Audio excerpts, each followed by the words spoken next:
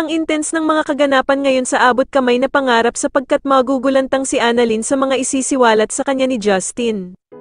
Dito nga ay biglang kakausapin ni Justin si Annalyn at pagsasabihan niya nga ito tungkol sa totoong pagkatao niya at ni Zoe.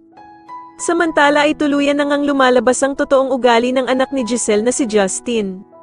Dahil matapos nga ang naging sagutan nila ng ina niyang si Giselle, ay biglang may tatawagan ito at sasabihin na sana nga daw ay ang ina na lang niya na si Giselle ang nakomatos at hindi ang lolo niyang si Don Pepe.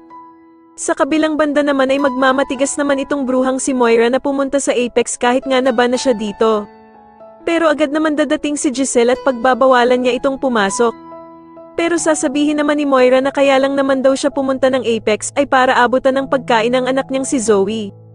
Sasagutin naman siya ni Giselle na hindi na naman daw baby ang anak niyang si Zoe para dalhan pa ito ng pagkain.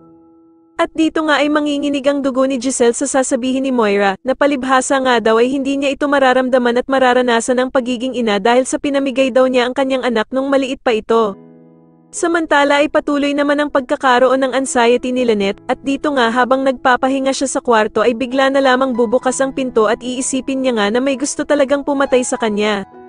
Sa kabilang banda naman ay panghihinaan na talaga ng pag-asa itong si Annalyn dahil sa sitwasyon ng Lolo Pepe niya dahil nang makasalubong niya nga si Doc Lyndon ay bigla na lamang siyang mapapayakap dito habang umiiyak. Agad naman siyang tatanungin ni Doc Lyndon kung ano ba daw ang nangyari at bakit ito umiiyak.